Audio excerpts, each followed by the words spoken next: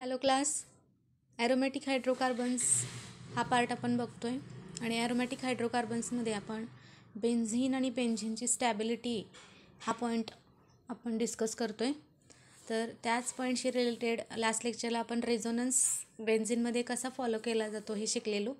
आज आपण थोडंसं त्याच्या पुढं जाणार आहे स्टॅबिलिटी एक्सप्लेन करताना. तर बघा, आपल्याला माहिती आहे की बेन्झीनशी रिलेटेड त्याच्यामध्ये हाय अनसॅच्युरेशन बघायला मिळतं, म्हणजे डबल बॉन्ड कॅरेक्टर त्याच्यामध्ये मॅक्झिमम आहे. आणि त्याच्यामध्ये कुठला बॉन्ड असतो तर पाय बॉन्डचं जो एक्झिस्टन्स आहे तिथे बघायला मिळतो. आता तर जनरली हा पाय बॉन्ड आहे, बॉन्डचं ब्रेकिंग तिथं रेजिस्ट केलं जातं आणि त्यामुळं ॲडिशन रिॲक्शन ज्या आहेत त्या जनरली त्याच्यामध्ये इझिली बघायला मिळत नाहीत. आता एक्झॅक्टली हे बेन्झीन मॉलिक्यूल जो आहे त्याच्यामध्ये कार्बनमध्ये कुठल्या टाईपचं हायब्रिडायझेशन आहे हा आज आपल्याला बघायचं आहे डिटेलमध्ये. आणि रेझोनन्स थेअरीचाच रेफरन्स परत एकदा इथं येतो आहे. तर बघा, ऑर्बिटल ओव्हरलॅप जो असतो, आता ऑर्बिटल म्हणजे काय, हा कन्सेप्ट तुमच्यासाठी टोटली न्यू आहे. केमिकल बॉन्डिंग हा जो आपला चॅप्टर आहे त्याच्यामध्ये ऑर्बिटल्स एक्झॅक्टली काय असतात ते आपल्याला तिथं बघायला मिळेल. तात्पुरतं लक्षात काय ठेवा की ऑर्बिटल जे असतात ते कुठले कुठले असतात तर S, P, D आणि F हे तुमचे ऑर्बिटल्स आहेत. म्हणजे मेन शेल जर कन्सिडर केल्या KLM ह्या तुमच्या मेन शेल आहेत आणि ह्या मेन शेलमध्ये हे सब ऑर्बिटल्स असतात S, P, D आणि F. आणि ह्या ऑर्बिटलचा जेव्हा ओव्हरलॅप होत असतो तेव्हा ह्यांचं ओव्हरलॅप झाल्यानंतर, आता हे ओव्हरलॅप दोन टाईपचे असतात, साईडवाईज आणि ॲक्झियल ओव्हरलॅप. आणि त्याच्यावरती मग तुमचा पाय बॉन्ड आहे का सिग्मा बॉन्ड आहे हे ठरत असतं. ओके, हे डिटेलमध्ये केमिकल बॉन्डिंगमध्ये आपण बघणार आहे. आणि हे ऑर्बिटलचे ओव्हरलॅप जेव्हा होतात तेव्हा तिथं एक प्रोसेस होत असते की ऑर्बिटलचं मिक्सिंग आणि रिकास्टिंग होऊन एक जिओमेट्री नवीन तयार होत असतात. न्यू जिओमेट्री म्हणजे नवीन शेप तिथं तयार होत असतात. आणि ह्या सगळ्या प्रोसेसलाच तिथं असणारी जी प्रोसेस आहे त्याला म्हटलं जातं हायब्रिडायझेशन. आता हायब्रिडायझेशनचे पण टाईप आहेत. ओके, अल्केनमध्ये तुम्हाला मी ह्याच्या अगोदर पण बोलले की अल्केनमध्ये तुमचं sp3 हायब्रिडायझेशन असतं, अल्किनमध्ये sp2 असतं आणि अल्काईनमध्ये sp हायब्रिडायझेशन असतं. तर बघा, आपण बेन्झीनशी रिलेटेड डिस्कशन करतो आहे. तर आपला जो बेन्झीन मॉलिक्यूल आहे त्याच्यामध्ये मॅक्झिमम आपल्याला डबल बॉन्ड कॅरेक्टर बघायला मिळतं ना, म्हणजे कार्बनमध्ये डबल बॉन्डेड कॅरेक्टर असतं. अल्टरनेटली कार्बनमध्ये असं डबल बॉन्डेड कॅरेक्टर बघायला मिळतं. मग जनरली बेन्झीनमध्ये जर बघितलं तर आपले जे कार्बन आहेत बघा, all 6 carbon atoms in a benzenes are sp2 hybridized. sp2 hybridize म्हणजे काय, एक यसचं ऑर्बिटल असतं. तर यस ऑर्बिटल तुमचं स्पेरिकल शेप असतं आणि पी ऑर्बिटल तुमचं कसं असतं बघा, डंबेल शेप असतं. आता डंबेल शेप कसं येणार तर पीमध्ये 3 सेट पडतात बघा, PX, PY आणि PZ. हे डिटेलमध्ये केमिकल बॉन्डिंगमध्ये येईल. म्हणजे हे यस आणि पीचे 3 अशा टाईपमध्ये हे कंबाईन होऊन ओव्हरऑल यसचं एक ऑर्बिटल आणि P2 म्हटले. आता P2मध्ये हे PX, PY आणि PZ अशा टाईपचं असतं. वन ऑर्बिटल जे आहे ते अनहायब्रिडाइज राहतं इथं. आणि हे एक यस आणि पीचे 2 कंबाईन होऊन ह्याच्यामधनं जिओमेट्री मिळत असताना तुम्हाला 3 न्यू मोलेक्युलर ऑर्बिटल तयार होतात. म्हणजे हे 1, 2 आणि 3. आणि यांची जिओमेट्री जर बघितली तर ट्रायंगुलर टाईपची ही जिओमेट्री तयार होते. It is a basic part regarding to the sp2 hybridization. आणि ही सगळी प्रोसेस इथं होत असते आणि ह्या प्रोसेसमधनंच हायब्रिडायझेशन तिथं sp2 असलेलं बघायला मिळतं. आता हे sp2 हायब्रिडायझेशन तेव्हा तिथं कॅरी आउट होतं तेव्हा तिथं काय होतं बघा की कार्बन जे आहे त्याच्यामध्ये ओव्हरलॅप होऊन ॲक्झियल ओव्हरलॅप होतो जनरली आणि तिथं स्ट्रॉंग सिग्मा बॉन्ड तयार केले जातात. आणि जे हायब्रिडायझेशनमध्ये भाग घेत नाही ऑर्बिटल, म्हणजे मी तुम्हाला दाखवलं की पी ऑर्बिटल तुमचं असं डंबेल शेपचे असतात, 3 डंबेल्स असतात त्याच्यामध्ये PZ, PY आणि PX या फॉर्ममध्ये. 2 ऑर्बिटल इथं हायब्रिडायझेशनमध्ये भाग घेतात आणि एक ऑर्बिटल जे आहे ते इथं पार्टिसिपेट होत नाही. म्हणजे एक यस आणि पीचे 2 मी बोलले त्या पद्धतीनं. आणि जे अनहायब्रिडाइज असतं म्हणजे जे पार्टिसिपेट होत नाही ते काय करतं की त्याचा ओव्हरलॅप होऊन त्याच्यामधनं मग रिमेनिंग जो पाय बॉन्ड आहे पी ऑर्बिटल तिथं पाय बॉन्डचं फॉर्मेशन होत असतं. म्हणजे पॉसिबिलिटी जर कन्सिडर केली इथं तुम्ही बघू शकता, इथं तुम्हाला दाखवलं आहे बघा हे स्ट्रक्चर जे आहे त्याच्यामध्ये सिग्मा बॉन्ड कसे तयार झालेत आणि पाय बॉन्ड इथं अल्टरनेट तयार होतात. आता 2 पॉसिबिलिटी असतात. पाय बॉन्ड तयार व्हायचा असेल तर पॉसिबिलिटी काय आहे की 6 कार्बन आहे तुमच्याकडं, मग तो पाय बॉन्ड कुठंही फॉर्म होऊ शकतो. तर कुठं होईल बघा, एकतर कार्बन नंबर 1 आणि 2 मध्ये होईल, म्हणजे इथं दाखवलं आहे कार्बन नंबर 1, कार्बन नंबर 2, नंतर कार्बन नंबर 3, कार्बन नंबर 4 आणि नंतर कार्बन नंबर 5 आणि कार्बन नंबर 6 अशी एक पॉसिबिलिटी आहे. आणि दुसरी पॉसिबिलिटी काय आहे बघा, हा असा पण होईल, कार्बन नंबर हा 2 आणि कार्बन नंबर 3, नंतर कार्बन नंबर 4, 5 आणि नंतर ह्या फॉर्मशी रिलेटेड कार्बन नंबर 6 आणि कार्बन नंबर 1. अशा फॉर्ममध्ये डबल बॉन्डचं फॉर्मेशन होऊन तुम्हाला असे 2 त्याचे स्ट्रक्चर मिळू शकतात. म्हणजे तुम्ही इथं बघू शकता की डबल बॉन्डचं रोटेशन ह्या साईडनं किंवा ह्या फॉर्ममध्ये असे डबल बॉन्ड तिथं तयार होऊ शकतात depending upon the resonance theory. म्हणजे हे पाय इलेक्ट्रॉन इथं शिफ्ट करता येतात, आपल्याला डिलोकलाइज करता येतात आणि त्याच्यावरून मग ही स्टॅबिलिटी आपण एक्सप्लेन करू शकतो. आता मोलेक्युलर ऑर्बिटल थेरीनं जर हे एक्सप्लेन करायचं म्हटलं तर मोलेक्युलर ऑर्बिटल थेरी हे सुद्धा आपण शिकणार आहोत. तुम्हाला आहे हा पार्ट. मोलेक्युलर ऑर्बिटल थेरीमध्ये काय होत असतं बघा, बेसिकली ॲटॉमिक ऑर्बिटलचं कॉम्बिनेशन होत असतं तिथं आणि मोलेक्युलर ऑर्बिटल तयार होत असतात. तर हे मोलेक्युलर ऑर्बिटल जे आहेत त्याच्यामध्ये बॉन्डिंग आणि अँटी बॉन्डिंग असे 2 सेट पडतात. ओके, बॉन्डिंग आणि अँटी बॉन्डिंग ह्या फॉर्ममध्ये जेवढे ॲटॉमिक ऑर्बिटल कंबाईन होतात तेवढेच मोलेक्युलर ऑर्बिटल त्याच्यातनं प्रोड्यूस होत असतात. हे बेसिक आहे मोलेक्युलर ऑर्बिटल थेरीचं. आता मोलेक्युलर ऑर्बिटल थेरीचा रेफरन्स जर घेतला तर 6p ऑर्बिटल आहेत एका कार्बनचे, ते 6 कार्बनशी रिलेटेड मोलेक्युलर ऑर्बिटल तिथनं फॉर्म होत असतात. आणि मग फिगर जर कन्सिडर केली तर त्याच्यामध्ये मग पाय इलेक्ट्रॉनचं फॉर्मेशन वगैरे असं आपल्याला बघायला मिळेल की अनहायब्रिडाइज तुमचे पी ऑर्बिटल आहे त्याच्यामध्ये पाय बॉन्डचं फॉर्मेशन झालेलं बघायला मिळेल आणि हे तिथं रिप्रेझेंटेशन दिलेलं आहे मोलेक्युलर ऑर्बिटल थेरीच्या रेफरन्स. अजून आपण बेन्झिनबद्दल काय सांगू शकतो बघा, तर बेन्झिनमध्ये जे कार्बन आणि हायड्रोजन आहेत ते सगळे एका सेम प्लेनमध्ये लाय करतात, एका प्लेनमध्ये असतात. 6 सिग्मा बॉन्ड्स ते सुद्धा सेम प्लेनमध्ये असतात आणि बॉन्ड अँगल जर कन्सिडर केला बेन्झिनमध्ये तर तो 120 डिग्री बघायला मिळतो. ऑब्वियस आहे sp2 हायब्रिडायझेशन आहे त्यामुळं तुमचा बॉन्ड अँगल 120 असतो. जर sp3 असेल तर तो 109 डिग्री 28 मिनटं असतो, हा लक्षात ठेवा. आणि sp हायब्रिडायझेशन असेल तर 180 डिग्री हा बॉन्ड अँगल तिथं असतो. MCQसाठी हा क्वेश्चन तुम्हाला विचारला जाऊ शकतो की बेन्झिनमध्ये बॉन्ड अँगल किती असतो. हायब्रिडायझेशनवरनं तुम्ही लक्षात ठेवा, जेव्हा जेव्हा sp2 हायब्रिडायझेशन येतं तेव्हा बॉन्ड अँगल 120 असतो. जर आपण VSEPR थेरीनं कन्सिडर केलं, हे आपल्याला पुढं आहे, तिथं थोड्याफार प्रमाणात मग बॉन्ड अँगल डिस्टॉर्ट झालेले बघायला मिळतात. लोन पेअरचा प्रेझेन्स वगैरे असेल तर it is not this part regarding to benzene. फक्त लक्षात ठेवा की बेन्झिनमध्ये 120 डिग्री हा बॉन्ड अँगल तिथं बघायला मिळतो. अशा पद्धतीने हे बेन्झिनची स्टॅबिलिटी आपण एक्सप्लेन करू शकतो with the help of delocalization of pi electrons resonance इफेक्टला कन्सिडर करून. Now the next point is a bond parameters in a benzene. आता बेन्झिनमध्ये आपण बॉन्ड लेंथ वगैरे किती येते ती बघणार आहे. तर एक्सरे डिफ्रॅक्शनचा जर स्टडी घेतला तर त्याच्यावरून जो डाटा आपल्याला मिळतो तर त्याच्यावरनं काय सांगितलं जातं की जेवढे कार्बन आहेत त्या सगळ्यांची बॉन्ड लेंथ बेन्झिनमध्ये इक्वल असलेली बघायला मिळते, 139 पिकोमीटर. ओके, आता ही जी आहे ही 139 पिकोमीटर जी आहे ती इंटरमिडिएट असते कार्बन कार्बन सिंगल बॉन्ड आणि कार्बन कार्बन डबल बॉन्डच्या बिटवीन. आणि ह्याच्यावरून काय सांगू शकतो की absence of pure double bond in a benzene accounts for its reluctance to addition reaction under normal condition. म्हणजे ह्या बॉन्ड लेंथवरनं आपल्याला काय सांगता येईल की नॉर्मल कंडिशनमध्ये बेन्झिन ॲडिशन रिॲक्शन दाखवू शकत नाही. ॲडिशन रिॲक्शन पॉसिबल आहेत बेन्झिनमध्ये, पण नॉर्मली जर कॅरी आउट करायच्या तर त्या होत नाहीत, कारण बॉन्ड अँगल किंवा बॉन्ड लेंथचा तिथं इफेक्ट बघायला मिळतो. आपण सर्टन केसेस म्हणजे पर्टिक्युलर कंडिशन मेंटेन ठेवून कॅटलिस्टचं वगैरे वापर करून त्या ॲडिशन रिॲक्शन आपण बघू शकतो. आपण मागे एक रिॲक्शन बघितली होती बघा की बेन्झिनमध्ये जर हायड्रोजन ॲड केला निकेलच्या प्रेझेन्समध्ये तर सायक्लोहेक्झेन तयार होतं. तर हे ॲडिशन रिॲक्शन आहे, पण तिथं इझिली हायड्रोजन ॲड होत नाही तर आपण तिथं निकेल हा कॅटलिस्ट प्रिफर केला आहे. म्हणजे अशा कंडिशन मेंटेन ठेवून बेन्झिनमध्ये ॲडिशन पॉसिबल असतं. ओके, मग इथं एका पिक्चरच्या फॉर्ममध्ये तुम्हाला तिथला बॉन्ड लेंथ वगैरे तिथं एक्सप्लेन केलेले. You can say this. Now the next point is aromatic character.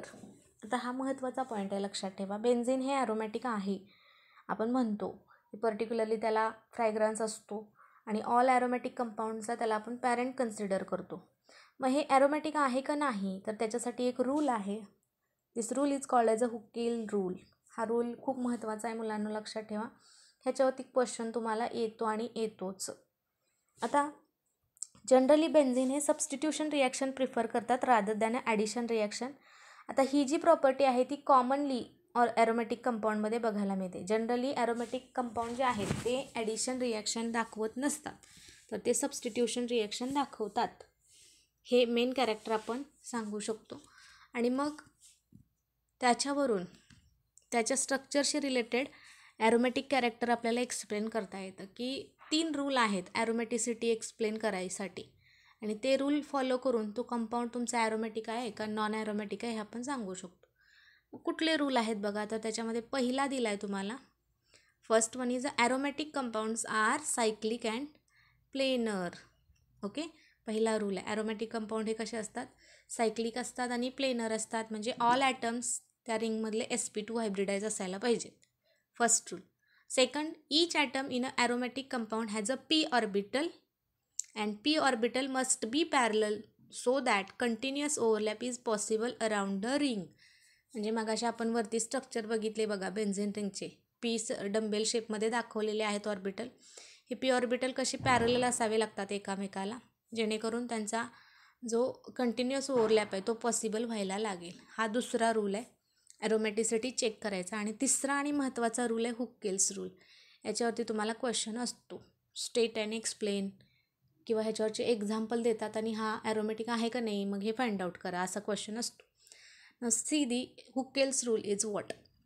हुकेल हा सायंटिस्ट आहे आणि त्यानं हे फाइंड आउट केले की एखादा कंपाऊंड ॲरोमॅटिक आहे का नाही हे कसं चेक करायचं. तर तो काय म्हणतोय बघा. द सायक्लिक पाय molecular orbital form by overlap of p orbital must contain, what it must contain, 4n plus 2 pi electron. इथं p झालं आहे पण एक्झॅक्टली हे पाय आहे.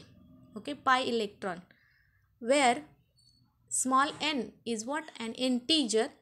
आणि ते इंटीजर काय सांगू शकतं, हे काय असू शकतं, 0 1 2 3.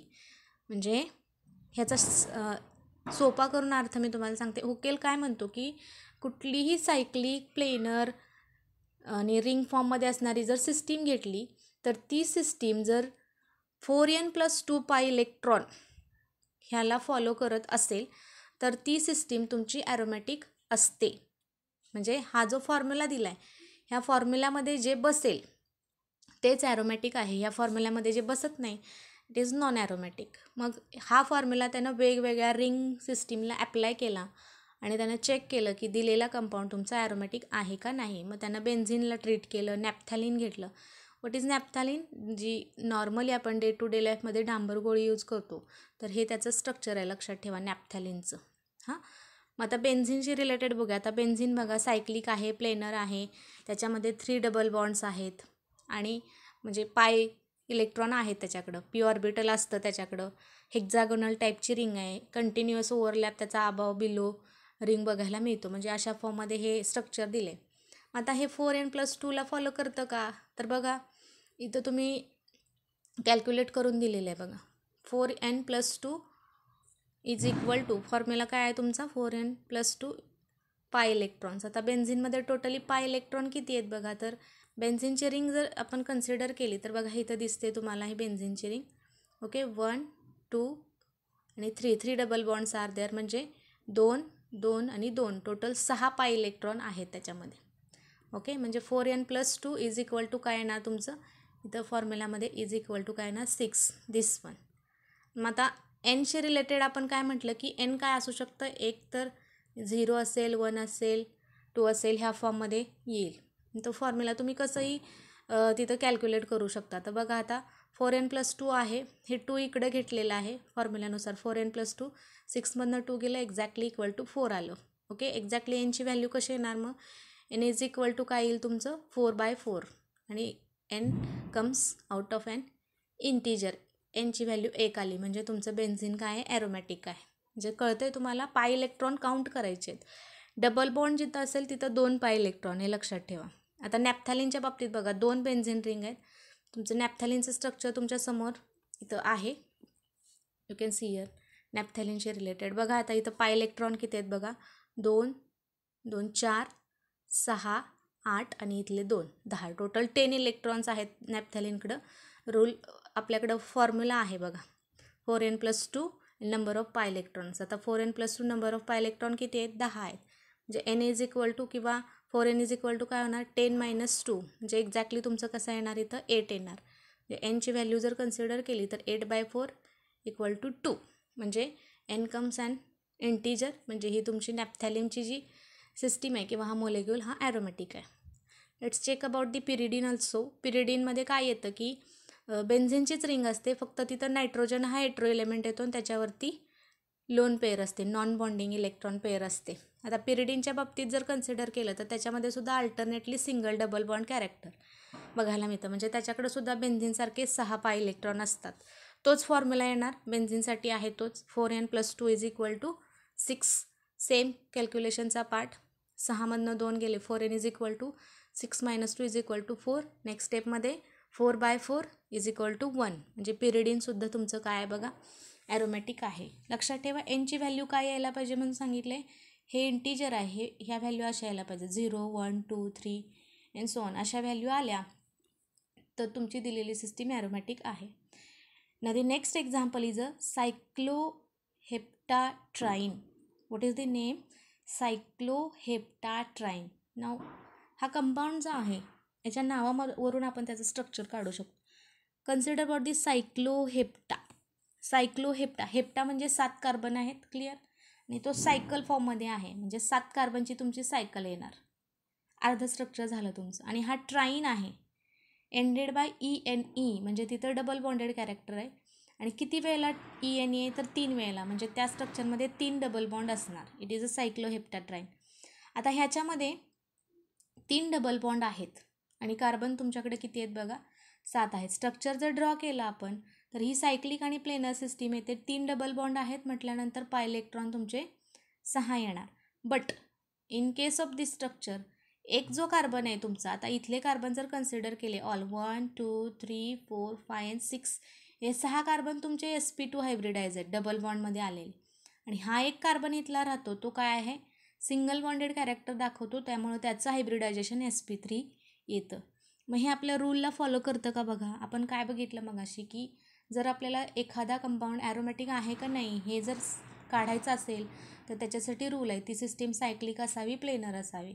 आणि दुसरा रूल काय म्हणतो की सगळे कार्बन जे आहेत ते sp2 हायब्रिडाइज असायला पाहिजेत आणि ते पर्टिक्युलरली त्यांचा ओव्हरलॅप कंटिन्युअस असायला पाहिजे. हा एक महत्त्वाचा पॉईंट आहे. इथं तुमचे 6 कार्बनमध्ये sp2 हायब्रिडायझेशन बघायला मिळतं, पण एक कार्बन आहे तो sp3 दाखवतो. म्हणजे ह्याच्याकडे एम्प्टी तुमचं पी ऑर्बिटल नसणार आहे, जेणेकरून त्याचा ओव्हरलॅप होऊन कंटिन्युअस ओव्हरलॅप होईल आणि अराउंड दी रिंग ते बघायला मिळेल. हे पॉसिबल नाही आहे इथं. त्यामुळे ही सिस्टीम तुमची काय येणार मग it is a non aromatic. Okay clear students. अशा टाईपचे एक्झाम्पल तुम्हाला हुकेल्स रूलवरती येतात किंवा कुठलीही रिंग दिलेली असते आणि ती रिंग मग तुमची ॲरोमॅटिक आहे का नाही हे कॅल्क्युलेट करा असा क्वेश्चन याच्यावरती असतो. सोपं आहे बघा. 4n+2 is equal to pi electron. Pi electron कसे काउंट करायचे हे सांगितलं मी. आणि मेन लक्षात ठेवा की डबल बॉन्ड असायला पाहिजे. sp2 हायब्रिडाइज कंटिन्युएशन आहे का नाही बघायचं. एखादा जरी त्याच्यामध्ये sp किंवा sp3 टाईपचं हायब्रिडेशन आलं तर त्या टाईपमध्ये तिथं नॉन ॲरोमॅटिक कॅरेक्टर तिथं येतं. त्यामुळं हा जो हुकेल्स रूल आहे हा केअरफुली तुम्ही स्टडी करायचा आहे. MCQ पण ह्याच्यावरती बऱ्यापैकी विचारले जातात. ओके एक नेक्स्ट लेक्चरला मग ह्याच्या ज्या प्रिपरेशन मेथड आहेत ॲरोमॅटिक कंपाऊंडच्या त्या आपण डिस्कस करायचे. थँक्यू.